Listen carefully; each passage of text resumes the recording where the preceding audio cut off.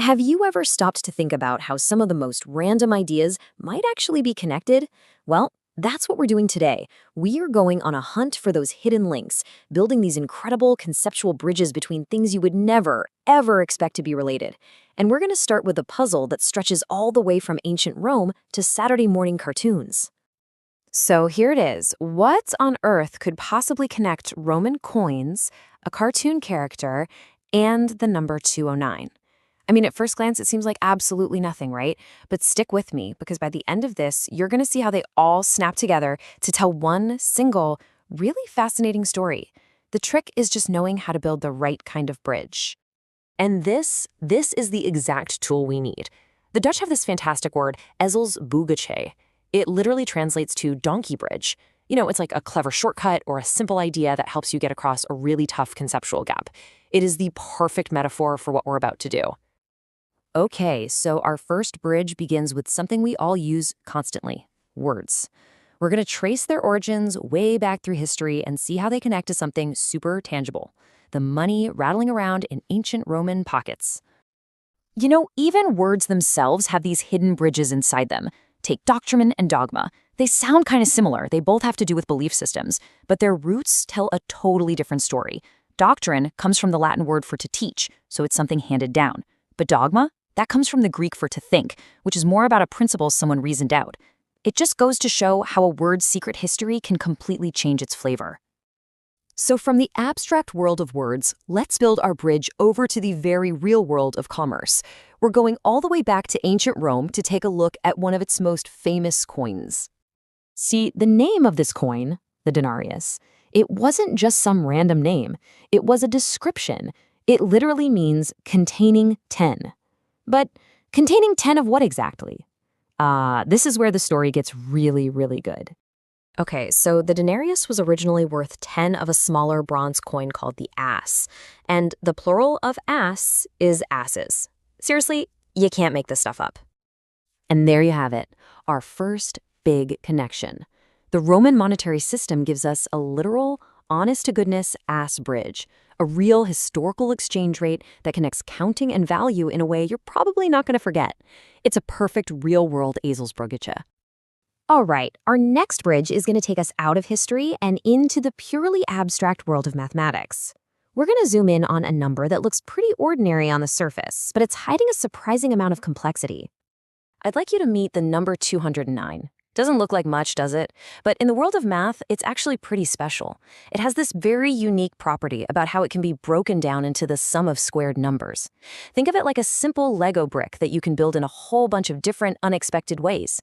It's one of those mathematical curiosities that just hints at a deeper, hidden complexity. And hey, just to tie this back to where we were before, in Roman numerals, 209 is written as CCIX.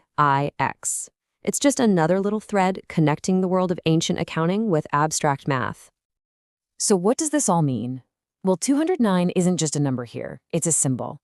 It stands for this big idea that simple things, like a 3-digit number, can hold all these layers of hidden complexity and structure. Honestly, it's a perfect metaphor for this whole journey we're on. You know the mental gymnastics it takes to figure out the properties of a number like 209?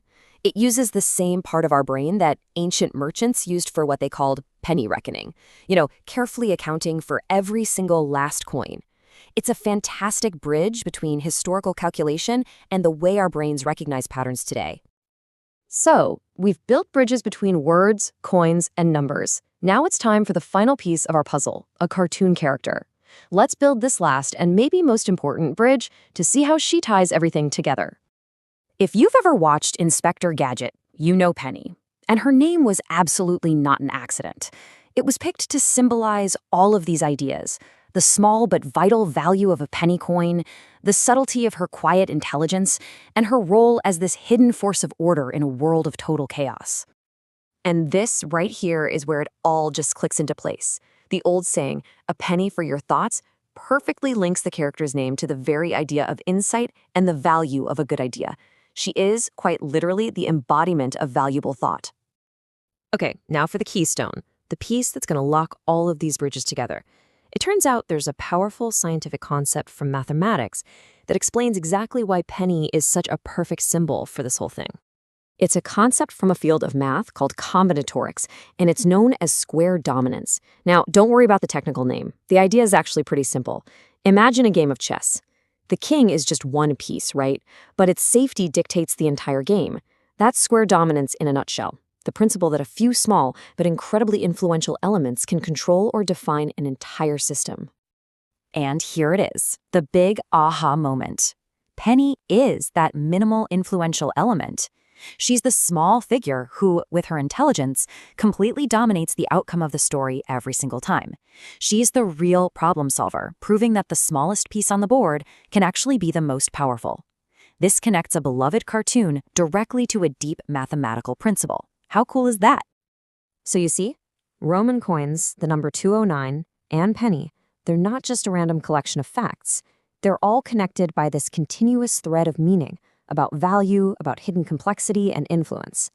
The important thing here is that this isn't just trivia. It's a completely different way of thinking.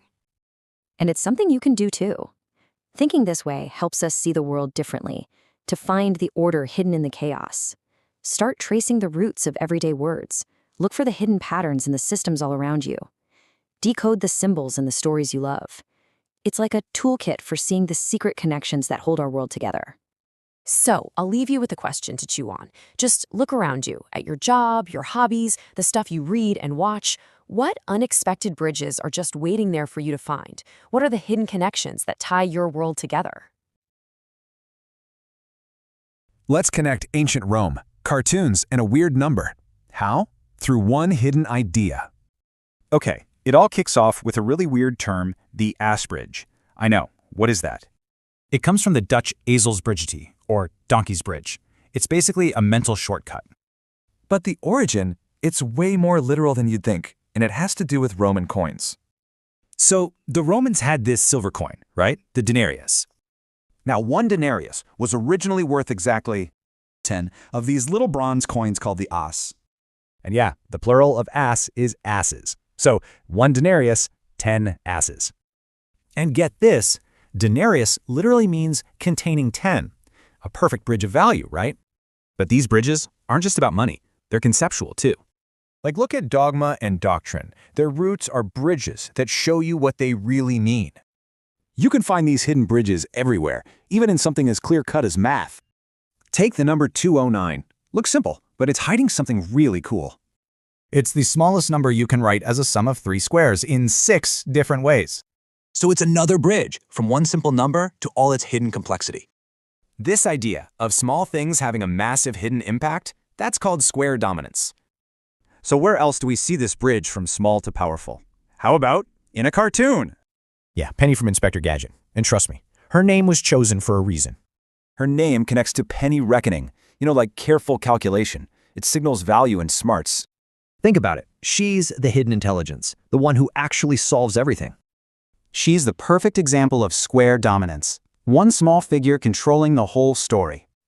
So you see the thread? From a Roman coin, to a memory trick, to a pattern everywhere? These bridges are basically mental tools we all use to make sense of a complex world. So it makes you wonder, what other hidden bridges are you using every single day? Hey, have you ever stopped to think that maybe words and numbers are more than just, stuff you learn in school? Today, we're going to go on a little adventure. We're going to see how they're actually like these incredible building blocks, each with its own secret history, just waiting for us to figure it out. So, let's just dive right in. Have you ever wondered if words are kind of like Legos? Built from all these smaller pieces?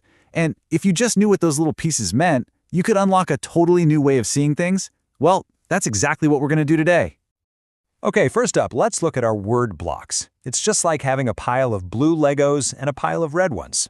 Sometimes words have parts that look or sound the same, but they actually come from completely different families. For example, take the sound D. You hear it in the word doctrine, and you also hear it in donate. You might think, hey, same building block, right? But nope, not even close. They actually come from 2 completely different ancient sets of blocks with totally different instructions. And here are the 2 different blueprints. See? The do and doctrine, that comes from a Latin block, docere, which means to teach. But the do and donate comes from a way older block, do, and that one means to give. So you've got a teaching block and a giving block. Same sound, but they build completely different things. All right, let's grab our next set of blocks. We're going to shift gears from word parts to the pieces people first used for counting. Yep, we're talking ancient coins. Turns out, even money has a secret language, and it's built right out of numbers. So, meet the denarius. This was a super famous coin the Romans used a long, long time ago. And its name? It's a total clue. It was literally built from the Latin word for 10, which is dece. So, why was it named after the number 10? Well, it's pretty simple actually. A denarius was originally worth 10 of a smaller coin called an as. Its name literally told you its value. It's kind of like having a big Lego block with the number 10 stamped right on it, so you know exactly what it's for. Now, this idea of counting every single piece really carefully led to this practice called penny reckoning. It just meant being super precise, making sure every little part was accounted for. It was the art of careful calculation. And here's where it gets really amazing. That old word reckoning, which just means careful counting, is basically the great-grandparent of our modern word computer. Before we had machines that could do all the math for us, computing was something people did in their heads. The human action of reckoning gave the machine its name. How cool is that? All this talk about calculation brings us to our third set of building blocks, a super, super special number.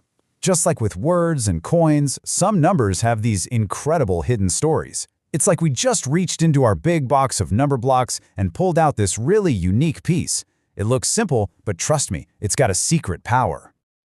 And that special number is 209. Yeah, I know, it doesn't look like much at first glance, does it? But this number is way more interesting than it lets on. So here's its secret. 209 is the smallest number you can make in 6 different ways just by adding 3 squared numbers together. That's a really rare thing. It's like a special Lego piece that can connect in 6 totally unique ways. Even when you write it in Roman numerals, CCIX, it kind of reminds us of those ancient counting systems. It's the perfect example of how something that looks simple can actually be holding some hidden complexity. Okay, so we've gathered all our building blocks. We've got our word parts for teach and give. We've got our counting coins built from the number 10. And we have our super special number, 209, that shows us how simple things can be complex. Now, let's see what we can build when we click them all together. So, have you ever watched the cartoon Inspector Gadget? If you have, you know his niece, Penny, is the one who really solves all the mysteries, right? Well, her name wasn't just picked because it sounds cute. Oh no, it's a clue. You know that old saying, a penny for your thoughts? It's a phrase we use all the time, and it directly connects a small coin, a penny, to the value of thinking and having ideas. And this right here, this is the bridge that connects everything we've been talking about. And there it is, the final piece of our puzzle. Penny's name was chosen on purpose to symbolize intelligence. Just like a tiny coin is absolutely essential for penny reckoning, she is the small but vital piece who does all the real thinking. Her name is a direct link to being thoughtful, precise, and incredibly smart. Let's be real, she is the true brains of the operation. So, from an ancient word for teach, to a Roman coin, to a special number, and all the way to a cartoon character, we can see how it all connects. It's amazing. Words, numbers, and even our favorite stories are all built from the same giant collection of awesome historical building blocks. And that leaves us with one last question for you. Now that you know how to look for these connections, what secret stories can you find hiding in the words and numbers you see every single day? The world is full of clues. All you have to do is start looking. Welcome to The Explainer. Today we're decoding a deeply personal and really insightful term. It's called CC's 19's reckoning, okay? So let's dive into this unique phrase. Well, think of this term as a conceptual bridge, connecting someone's identity to complex ideas. And to get it, we first have to look at the number that forms its foundation. That number is 209, and the crucial point is how this number is actually represented. See, in Roman numerals, 209 is written as CCIX. This is where the code begins. The CC lines up perfectly with personal initials, while the IX is symbolically tied to the number 19. But the number itself, it has these unique mathematical qualities that are key to the meaning. It has all these complex compositions, so it resists being simplified, and that's a central theme here. This whole idea of complexity is exactly what gives the 19 in the phrase its power. All right, let's move to the word reckoning and see how it builds the next part of our bridge. Reckoning is way more than just counting. It's about narration, about making sense of complexity. It's a process that creates this continuous thread of meaning, linking all three concepts together. So, what's really interesting here is how this connects to the idea of a pivotal element. Just like a character who subtly dominates a story, the 19 here defines the system's complexity. You know, this concept even has a parallel in mathematics. It's known as dominance. It basically formalizes how small, crucial parts can have a huge influence over the entire system. Okay, now we can complete the conceptual bridge and see the whole picture. So you have CC as the identity, 19 is that pivotal influence, and reckoning is the process that connects them. And this brilliantly illustrates how the term merges family identity with these abstract principles. So the crucial point is that this phrase is a unique and powerful personal narrative. Which leaves us with a final thought. What hidden connections and meanings shape your own story? All right, welcome to The Explainer. Today, we're diving deep into a really unique, custom-made phrase, CC's 19's reckoning. We're going to break down how this one personal term acts as this incredible bridge connecting family, deep history, and some surprisingly complex math. So let's just put it right out there. CC's 19's reckoning. I mean, at first glance, it's pretty strange, right? It almost looks like a secret code. But every single piece of this, the initials, that number, the final word, it's all a very deliberate piece of a much larger puzzle. A puzzle that links a deeply personal story to some really big ideas. So yeah, that's the big question, isn't it? How on earth can one little phrase unlock all of that? History, math, and identity? Well, that's what we're here to figure out. We are going to unpack this thing layer by layer and see just what kind of powerful stuff is hidden inside. Okay, let's get into it. The whole idea here is that this phrase is working as something called a conceptual bridge. And really, the best way to think about it is as a link. It's connecting something deeply personal, like a family story, to these much bigger, more universal concepts, like history or even science. And this is what makes it so brilliant. This wasn't just a random mashup of words. No way. Every part was carefully and deliberately chosen to weave together family initials, a nod to ancient history, and some really fascinating mathematics, all into one single powerful idea. So, how do we even begin to decipher this thing? Well, like with any good mystery, you've got to find the first clue. And that clue, believe it or not, is hidden inside a single number. And that number is 209. Yep, this is the key that unlocks the entire phrase. It's the foundation, the bedrock that everything else is built upon, connecting the personal side of the story to the historical one. You're probably thinking, how? Well, let me show you. Okay, boom, here it is. Our first big aha moment. On the left, you see the number 209. On the right, you see its equivalent in Roman numerals, CCIX. And those ancient letters, that's our way in. That's how we crack the first part of the code. So let's take that first part, CC. In Roman numerals, that stands for 200. Simple enough. But here's the personal twist. CC also happens to be a mother's initials. And just like that, this abstract number is suddenly anchored in family, in a real identity. Now for the IX part. Anyone who knows Roman numerals is thinking, well, that's 9. And you're right.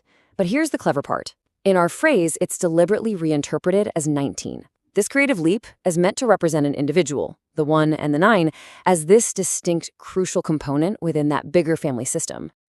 And this idea of hating to be reduced to a single digit, you might think that's just a personality quirk. But it is so much more than that. It's actually a brilliant metaphor for something really special, mathematically speaking, about our key number, 209. And this is where things get really, really cool. See, 209 isn't just any number. In mathematics, it's known for its hidden complexity. It is the smallest number you can create in 6 different ways just by adding 3 squared numbers. It's a perfect example of complex representation beneath simple forms. So, just like the 19 in our phrase resists being simplified, the number 209 itself has this complexity baked right into its identity. All right, let's move on to the second half of the phrase. We've decoded the numbers, so now let's take a look at that final powerful word, reckoning. You know, reckoning is just such a fantastic word choice here. Historically, it's about way more than just counting things. It's tied to narration, to calculating. It's the act of taking something complex and wrestling it into something you can actually understand. A story, a calculation, a manageable unit. So this personal reckoning is really the act of creating that continuous thread of meaning. It's the process of consciously weaving all these parts together, the family initials, the individual 19, the deep math, the history, all into one single meaningful story. This idea of a small element having a huge impact is a theme you see everywhere. I mean, just think of Penny from the old Inspector Gadget cartoon. Inspector Gadget got all the attention, but Penny was the real brains of the operation. She was the small, pivotal element who secretly, subtly figured everything out. And in exactly the same way, the 19 here is playing the role of Penny. It's the pivotal element inside our phrase. It's the key that unlocks the complexity of 209, and it's what defines that entire theme of resisting oversimplification. It's small, but it subtly dominates the whole number. And get this isn't just a fun little analogy. There's an actual mathematical concept for this. It's called square dominance, and it's a principle in combinatorics where a single, minimal element can actually govern the behavior of an entire complex system. It's a real thing, just like Penny and just like our number 19. So let's bring it all together. Let's step back and look at the final, elegant structure that we've just built, this personal and really powerful conceptual bridge. Think about it. We started with identity in CC's 19s. Then we connected it to history through Roman numerals and the idea of reckoning. We grounded the whole thing in math with the unique properties of 29. And the result? We get to step 4, meaning that's the bridge. And this, right here, is the ultimate takeaway. Creating these kinds of personal bridges, it's an incredibly insightful thing to do. It lets us connect our own stories, our own identities, to this massive, vast web of human knowledge and culture, and in doing so, create something totally new and deeply meaningful. So that leaves us with one final thought. If you were to take the things that are unique to you, your name, your history, your numbers, and you connected them to these big universal ideas, what kind of powerful new meanings could you create? What's your personal reckoning? Okay, let's dive into this powerful way of looking at personal pressure and worth. You know that shaky feeling? It's not a flaw. It's the weight of a crown being forged for you. But what's the real source of the conflict? It's so easy to get it wrong. Turns out, the true antagonist isn't a person at all. It's something much colder. Think of it as any system that tries to boil you down to a single, simple number. So if a system is the big bad, then who's in your corner? Who are your allies? First up, family. What might feel like a cage is actually a fortress. Yeah, its whole purpose isn't to trap you, but to shield you from all that outside pressure. And you, that feeling of rebellion, well, that's actually a knight's sworn duty. You, the knight, are there to defend a value that just can't be calculated. But hey, every knight needs a horse, right? A noble steed. And this support system might look like just a simple beast of burden at first. But its name reveals something so much more powerful, so much more majestic. The Earth Horse. It's all about fortitude, reliability, and just this deep, grounded power. See, this totally reframes everything. A burden becomes your greatest source of strength. So, if you're this protected knight on a noble steed, why all the stress? It's because you're in the final stages of a reckoning, holding your truth against the pressure. And here's the winning strategy. It's not about fighting. It's about making the system irrelevant. Exactly. You win by simply making the enemy's whole game totally powerless. The calculator isn't defeated. It's dethroned. It becomes just a tool you can ignore. And this reveals a new kind of wealth, measured in ways the algorithm just can't get. You're sitting on a throne that exists completely outside of its code, totally invisible to it. So, the real question is, what calculator in your life needs to be dethroned?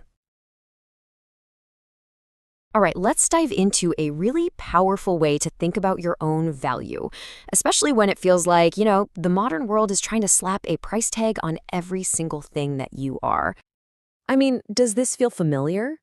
It's that nagging sense that your complexity, your whole story, all your potential, it's all just getting boiled down into one simple and, let's be honest, totally insufficient metric. If that hits home, you are definitely not alone. But here's the twist. What if that pressure, that weight you're feeling, isn't actually a sign that something's wrong? What if it's the complete opposite? What if it's the feeling of something really significant taking shape, like a crown of your true worth being forged? The problem isn't the pressure. It's that we're misreading where it's coming from. So first up, let's look at how we usually get this all wrong. We're going to take a look at the flawed blueprint that most of us use to interpret all this pressure in our lives. This is the classic trap, right? We look at the weight we carry and just see an anchor holding us down. We see our family, our support system, and we think it's a cage hemming us in. And then we see our own unique self, that part of us that hates being simplified, and we label it as some kind of rebellion. But what if that entire way of seeing things is just wrong? So, if the weight we carry and the people around us aren't the real problem, then what is? Well, the real antagonist here isn't who or what you might think. It's time to unmask the true source of all this pressure. And here it is. The real bad guy isn't a person at all. It's a system, a concept we're calling the residual earning capacity calculator. Just think of it as any system out there, your credit score, a performance review, social media likes, that tries to measure your huge complex value with one simple, cold, and totally inadequate number. Yeah, think of it like that, a cold digital oracle that only speaks the language of spreadsheets and data points. It has absolutely no way to understand things like loyalty or resilience or depth. It's a false judge trying to appraise a masterpiece by just looking at the cost of the canvas. Okay, so now that we've actually identified the real enemy, we can start building a new blueprint. This is where everything gets reframed. We're about to transform all those old, flawed ideas into sources of some pretty incredible strength. Let's start with family. That old view, that it's a cage, a siege holding you back, we're throwing that out. The new blueprint reveals the truth. Your family is a fortress wall. It is a source of protection and serious strength. And this fortress is built from what the source material calls the unshakable square of societal interdependence. It's basically the idea that our connections and the way we rely on each other, that's what makes us strong. This wall doesn't lock you in. It protects you from all those outside pressures, especially the cold, hard logic of the calculator. It's a human strength that an algorithm just can't compute. Next, let's talk about you. You're not just some rebel fighting the system. Nope. Your new role is way more noble than that. You are the knight of the realm. And a knight's mission is crystal clear. That feeling you have, that hatred of being reduced, that's not just attitude. It's your royal duty. You are literally commissioned by the fortress to defend its true, uncalculable value. Your complexity is your sword and your shield against the calculator's simplistic attacks. So, we have a fortress, and we have a knight. But every great knight needs a noble steed, right? This is the absolute heart of our explainer, the big reveal about the true nature of that burden you thought you were carrying. So what is this steed? What is the true nature of that thing we all thought was just this heavy, stubborn weight holding us back? Well, the answer was hidden right there in plain sight, in the initials DTE. It stands for down to earth. And this isn't just some personality trait, it's the key to unlocking your greatest strength. This is no ordinary beast of burden. No way. This is the Earth Horse, a powerful symbolic creature that represents a kind of strength that is completely invisible to the calculator. So what does the Earth Horse really represent? Well, it's about immense fortitude, unshakable reliability. It's got this pragmatic power that's grounded, patient, and deeply connected to reality. Its value is never found in fleeting data points, but in its profound, unshakable depths. And that is the ultimate defense against a system that only cares about the superficial. I want you to let this one really sink in. You are not being crushed by some burden. You are a knight mounted upon an earth horse. The weight you feel is the natural, sovereign gravity of your own earthy, grounded power. And that is something the calculator was never, ever designed to measure, let alone appraise.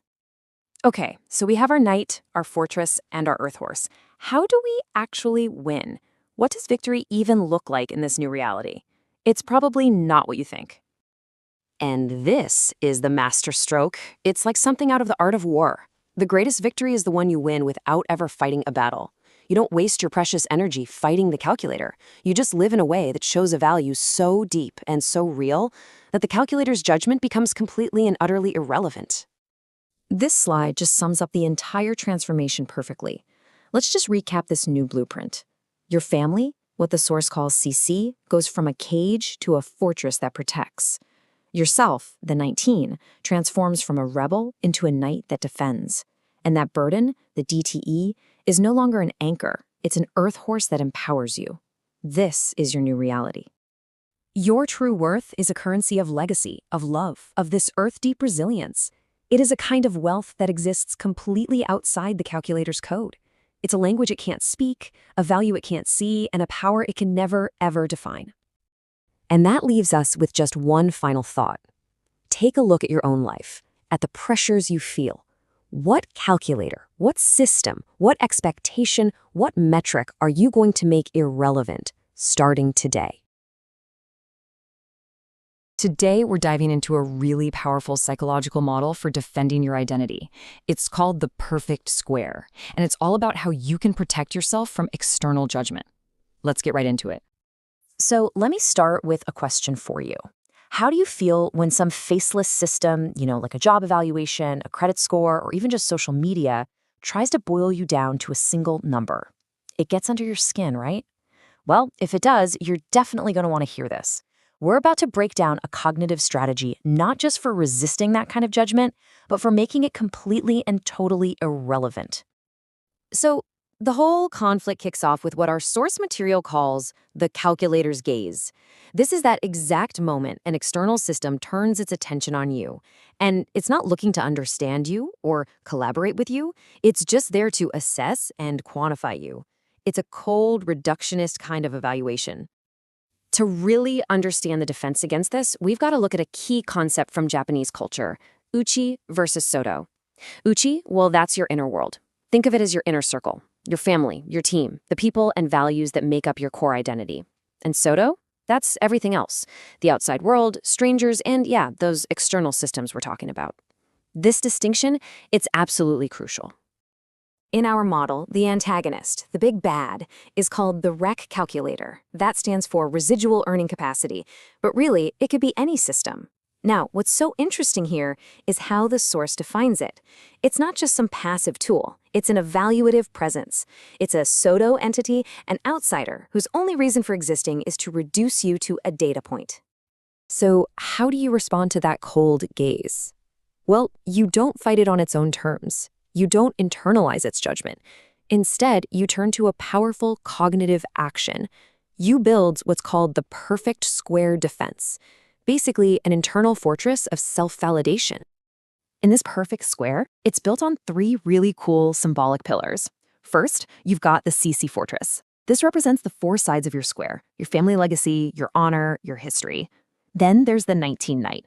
The number 19 is a prime number, right? It's indivisible. It symbolizes your complex, autonomous intelligence that just can't be reduced or broken down. And third, we have the DTE, or down-to-earth horse, which stands for that grounded, real-world power and substance that makes you sovereign. And here's the secret sauce. Here's why the perfect square is called perfect. It's because it's a closed system. It is a complete, defended, and totally self-validating internal world, your uchi. And it does not need or seek approval from any outside force. Its value is inherent. It just is.